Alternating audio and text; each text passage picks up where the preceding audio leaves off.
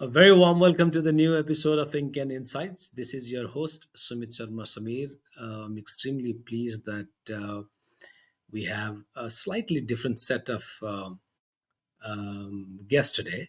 We had been showcasing authors recently in last few episodes, but today we have a director of literary agency based in London, A for Authors, Annette Crossland, who is a director of a London-based literary agency. Annette has spent around 40 years in the publishing industry and has worked in a high-profile position in some of the UK's and USA's most successful publishing companies. Her interest in crime and thriller fiction is both a career and a hobby. She has worked with some of the top best-selling authors in the world, touring overseas with Francis Fifield, Elizabeth George, and Dennis Lehana, among others. Her legendary enthusiasm for books has meant working closely with many editors in her publishing career to acquire new and exciting talents. She has been a book industry veteran for the last 4 decades, and it's such a pleasure to welcome Annette in my show. Annette, thank you so much for your time. Well, my pleasure. I'm looking forward to talking with you. Annette, let me begin by asking, can you please share a brief overview of your company, your literary agency, and its mission? Okay, well, I think our mission is certainly to bring international fiction to the forefront of UK publishing, and I've made it. It's become somewhat of a cause célèbre for me because I took on some years back, 2017, and I took on a wonderful young author called Avez Khan, and he's from Pakistan and remarkable author. And it took some time, but eventually we got his first book published in 2019. And subsequent to that, I've taken on other Southeast Asian authors, and I think it's very important to have a breadth of writers in an agency's books. I mean, we're a small agency. I mean, we've got 26 authors on our books, and I'm the only full time agent, and I have two colleagues who are part time. But I think I be really, as I say, our mission is to bring more diverse international fiction to the attention of UK publishers. Right, thank you. And Annette, I had an opportunity to talk with Aves as well in my program. So it was wonderful talking with him and getting to know about his work as well. Yeah. Yes, he's a very, very interesting and exciting writer. And the same also with Faika Mansab, one of my other authors. But as I say, that is really the focus of our agency, is really international fiction, both, but not just literary fiction, but crime fiction, which is one of my favourite genres. Right, right. So, what are some of the trends that you have noticed in the publishing sector in the UK and Europe currently? Well, of course, recently the growth of sort of speculative fiction has been a huge thing in UK publishing. I mean, there's been some very interesting books. I think "Let the Dead Bury Their Dead" by Alison Epstein, which is published by Doubleday here. It's a noir take on the Russian uprising and Russian Empire, and it's a quite extraordinary book. And I think there's some very, very unusual books coming out. And I mean, one by Eve Smith, which again is perhaps alternative fiction is another word for it. And there's been a huge growth in fiction of this sort in the UK and American market. Um, and I think it's quite exciting that we're moving away from set genres because the speculative fiction can even apply in, for instance, in the romance market or romance fiction. So it's an exciting time. I think there are a lot of changes going on in the industry. So, what does it mean by alternative fiction or speculative fiction? Can you please unpack a I suppose it is basically, as I say, the book I just mentioned, a noir take on the Russian Empire, and the history of Russia is, I mean, a very unusual thing. And there's also been like a great growth in historical fiction with a twist to it. Um, and I think it's actually going outside of accepted genres, and and and really challenging fiction. I think is perhaps the way of looking at it. It's not sticking to, you know, what is currently considered acceptable. You know, it's gone out. We've gone away from that. right? So, in that context, in the change in landscape, how do you see the literary agency itself are evolving at the moment? Well, I think, I mean, obviously, as I say, we're a small agency, but we've taken on a couple of things that perhaps are outside of our comfort zone. And I think, you know, and that I think in order for an agency to do its do its job, you have to be open to new avenues to explore. And I think, I mean, in my own case, sort of taking on a slightly different writer with a slightly different take on something is quite an exciting thought. And I mean, it's a difficult thing to quantify, to be quite honest, because you don't know until it comes across your desk. And I mean, at the moment, I mean, we've been closed for submissions for a while because we had such a backlog because we get many submissions, and even when we're closed for them, they still come in. But I mean, I have a lot of things come across my desk, and you know, it's very difficult to decide what you're going to do. But as I say, I think there's an openness now in the publishing industry that is perhaps more accepting of something a bit different and something, you know, as opposed to sort of saying, well, I'm not sure on it, you know, oh dear, or I don't know, this is a bit outside our comfort zone. People are kind of going, well, it's outside of my comfort zone, but I like the sound of this, and so they'll read it. So, how many manuscripts or the proposals that you generally tend to get in one window cycle? I mean, put it this way: in the last 3 weeks, I've had six that have come personally to me, and we're closed for submissions. So, but once we reopen, it'll be an absolute flood, and it'll be anything between 100 and 300 in a month. I mean, it is quite remarkable. I mean, there's a lot of people out there who want to be published, but there is also the other thing to look at is that also we've taken on authors who, for instance, do a little bit of self-publishing. And I've, I mean, I've got one author, Hemi Martin, who writes, what can I say?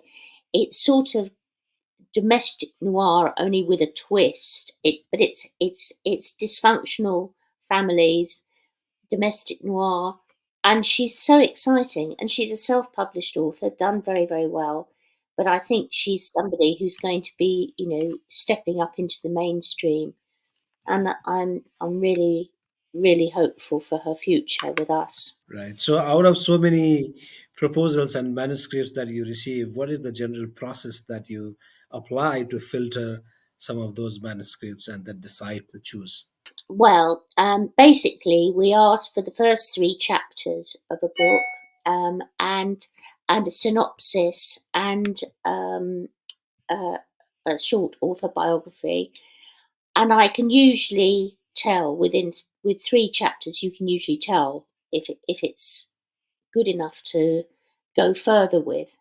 But we read everything that comes in, but we don't ask for a manuscript unless it's really taken our fancy. And in fact, as I say, I mean, something came to me direct yesterday, and I just thought, "Oh, I like the sound of this, and I know we're closed, so I should be in trouble with my colleagues now."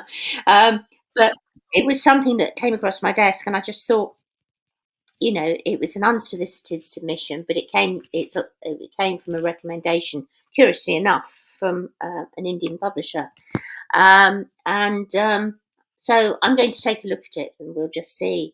But basically, we read everything that comes in when we're open for submissions, and as I say, usually within the first three chapters, and you can tell if the person can write, and indeed, if the synopsis is well crafted, then you know where the novel is going. So Right. So, and then how do you generally take it forward to the publishers? I mean, do you have a lot of publishers in your network, or how do you sort of decide which publishers to approach?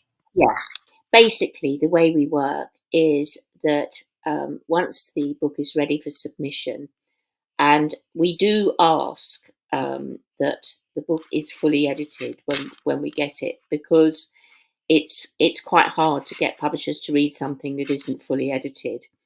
And um, we when it's got to that stage of being ready for submission, we then make a very focused list. I'm not one for a sort of scattershot principle. I operate on the editors I know and like, and who I think will appreciate the book. And if it's psychological crime, for instance, there's a selection of top editors in British publishing that I will send it to. Um, and we also work with we have a foreign rights agency, Emily Randall Associates, and Emily basically will, if if when we're submitting to UK publishers, I mean, often they'll ask for world rights, obviously, but in the case of where we don't sell world rights, where we keep back rights, as for instance we did with Avez Khan.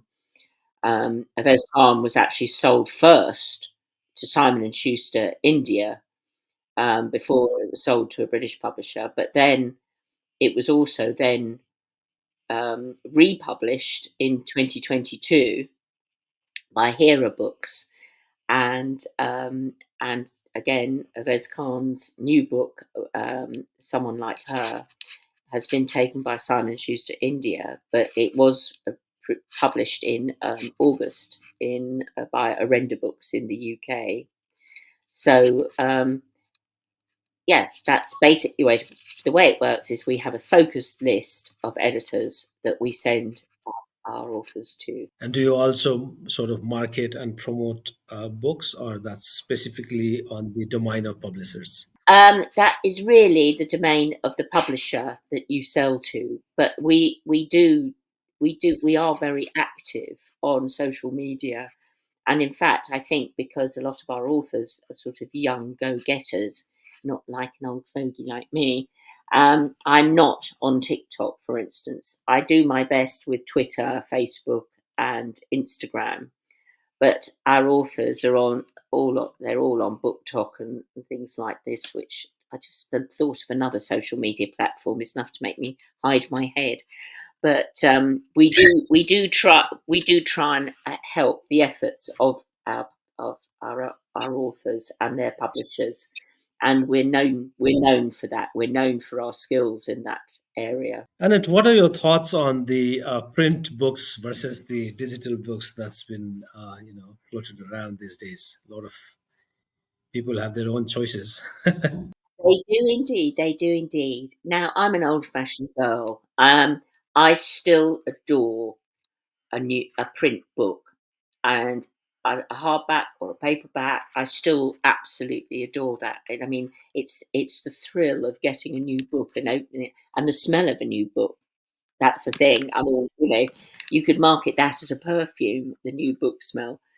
But I have to say that I have embraced digital publishing and the quite extraordinary reach it's given to fiction. I mean, I I I I must say that I wasn't against ebooks, but it was just like, oh well, I like a book. But once my sister and her husband gave me a Kindle for my birthday 4 years ago, and I'm afraid I have gone over to the dark side. And and I do read a lot on my Kindle as well as still, but I still, and if it's something I absolutely love, I will still buy the print edition as well. Much to my I'm heading towards divorce, I think, though, if I don't stop buying books, because my husband keeps on saying, "Why don't we haven't got any more room." Right, right. And it's so, I was also wondering, and there's so many publishing houses, literary agencies, authors these days, in US, UK, in Europe, and in our parts of the world as well. And we have seen the rise of digital innovations. We have seen the growth of artificial intelligence. What would be the impact of AI on this publishing industry as such? What do you think? Well, I think I I mean, I have, in fact, I've checked it all out myself. I've gone on to ChatGPT, and I put it this way: I wrote a pitch for something, and then I went on to ChatGPT and gave the parameters of the pitch, and it was okay, but it lacked. I think what AI lacks is the passion that a human being can bring to something. It's easy. It's not just black and white, is it? So I think put it this way: I think AI can be incredibly helpful in some ways for basic editorial process, but I don't think it's something that editors should be worried about them taking over AI taking over their jobs, because it it isn't the same as being a human being, and it never will be, because of course there's no emotion involved, and I consider that to be one of the point. I mean, the passion that you can get for an author and a book or books is nothing that can be replicated electronically, in my personal opinion. I find it quite interesting that Amazon, I think it was about September last year, that they've now restricted authors from self-publishing more than 3 books in a period of time, and I think that's quite interesting, because I mean the fact is, once you've read a book that's been written by AI, you'll it you wouldn't buy a book that's written by AI. And you can tell. I think you can tell. As I say, I think the emotion brought to writing by authors, it cannot be replicated electronically. Right. And how do you see the relationship between authors and publishers evolving in the future? Well, I don't see much changing, because really, the reason for literary agents is a filter between authors and publishers. There is a reason that a great many publishers will not accept anything that isn't presented by an agent. Is that we are the filter. We are the filter that you know finds that one author who's going to be perfect for that particular editor, that particular publisher. So I don't really see the relationship changing much more than it is already. I mean, I think what has changed is that authors are much more adept at helping their publishing efforts now, because of the growth of social media and so on. But as I say, I think authors are so. I mean, some of my own authors are just tirelessly self-promoting in a really good way. Helping their publisher. I mean, I've had one of my publishers say to me, "What is it you do to your authors, Annette?" And I said, well, I've told them to be tirelessly self-promoting. So, So, and what advice would you give to aspiring authors looking to get published in the UK or European or US market? as I said before, the most important thing when sending your book to a literary agent is that it is in its best possible state. It does need, and editing is very, very important. I mean, I'm a great believer. I mean, most authors will write, and they'll write, and they write, and they write, and they finish their book. Then, I mean, as I say, I know two of my authors who are so rigorous about going through their draft and then going through their draft again, and then they will send me something that they think is as perfect as it can be, and I will then go through it with my little red pen and what is known as my legendary eagle eye with my authors. Um, uh, but the most important thing when submitting to a literary agent is to make sure your book is in the best possible state it can be. And I do recommend that, I mean, for instance, Avez Khan, I mean, how he came to me was that he did uh, a writing course with the Faber Factory, which is absolutely brilliant writing course. And he then sent his book to a friend of mine who is an incredibly brilliant editor, Hazel Orme, known throughout the publishing industry. And Hazel sent me an email going, Annette, this book is just so brilliant. You've got to take a look at it. And that's how Yves and I met. Is Hazel was Hazel was instrumental in this, but she edited that book to within an inch of its life before it came to me, and that is important. So my advice is to any aspiring author: make sure that your manuscript is in the best possible state it could ever be before you send it out. Thanks. That's really helpful. And in your experience, what are some of the common misconceptions authors have about the role of a literary agent, particularly when it comes to international representation? I don't think there's really, well, not in my own experience, there hasn't been any misconceptions. I mean, the authors that I've taken on, we do our very, very best for. Obviously, it isn't an exact science. I mean, if it was, we'd be having this meeting in my Learjet. Um, but, and I mean, obviously a literary agent is the filter between the author and a publisher, and that's the way publishers like it, and it's why publishers don't accept direct submissions in so many instances, though of course the smaller independents often have sort of open manuscript days and things like that, but generally, we are the filter between the author and the publishing industry, and that is a very important role. I mean, we will do the best we possibly can for an author. We will nurture that author and find the right editor and the right publishing house for them, and it's incredibly important. It's like having a new child. It's you bring a child into the world and you try and do your very, very best for it. And I think having representing authors is very much like that. You're taking their baby and you're educating them and sending them to school. I.e., their suitable publisher. Oh, that's very encouraging words, Annette, and that's very inspiring to write more and more. Perhaps my last question, Annette, is as the publishing landscape continues to evolve with advancements in technology and changes in reading behavior, how do you adapt your approach as a literary agent to stay relevant and effective in both the US, European markets, as well as in picking up some of the South Asian leaders, authors from our side of the world as well? I think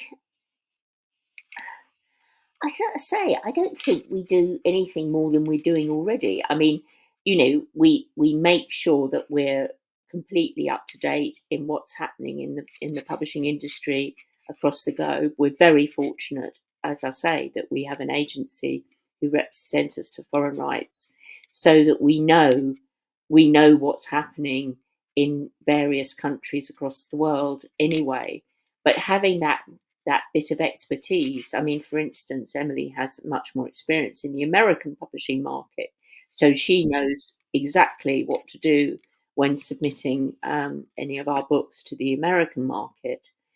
And I think basically an agent is an expert, obviously, in my case, in the UK publishing industry, and we have another expert who helps us with the rest of the world. I mean, obviously, in my own case, I have a lot of experience in the international market because I was in international sales for most of my publishing life, and I worked for Bantam Doubleday Dell USA, and I worked for Transworld Publishers in the UK, which is part of Penguin Random House. And so I have a lot of experience in that. So I think it's basically keeping yourself up to date with what's going on in the world, and not hesitating to employ an expert when you need one. Right, right. Wow, wonderful. It was lovely talking with you, Annette. Thank you really so much for your time. Well, it was very enjoyable, and I love the fact that here we are in London. I'm in London, you're in Kathmandu, and we're talking about books and writers and everything that I love in this life. So it's been wonderful.